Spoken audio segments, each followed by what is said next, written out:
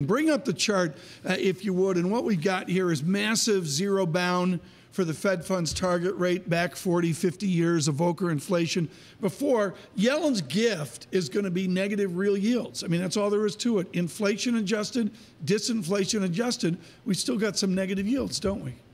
Well, if you look at things in the nominal terms and you kind of figure out where inflation's heading, I mean, the challenge, I guess, look, let's get through this cycle first. Let's see how high the Fed can get rates up to.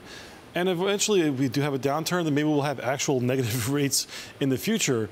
But at this point, we do think that we're in this kind of cusp, right. We're in this turning point, and you got to respect that. How do you respond to the critics who say if we raise rates, we will destabilize economic growth and we'll destabilize the markets right now? How do you respond to that? There's a lot of kind of fear-mongering on a Halloween day, a lot of spookiness out there around that we cannot handle higher rates.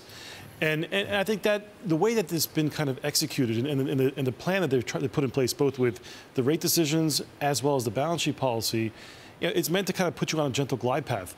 Now, that's all fine and good with the Fed in isolation, but we're also witnessing a pullback in global easing, which could be viewed as some sort of tightening, less easing as more tightening.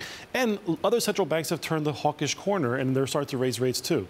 So we are in this kind of inflection point. It takes time to kind of acknowledge it while you're going through the process. But we're going to look back at this year and going to be like, this is the pivotal year that rates are starting to head higher, and central banks had to reduce liquidity. There was just way too much liquidity in the system.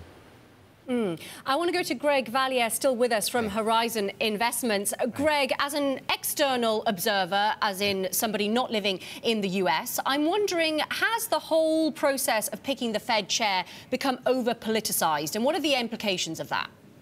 I think it has, and I think you've got to ask a fundamental question about the Fed. If it ain't broke, why fix it?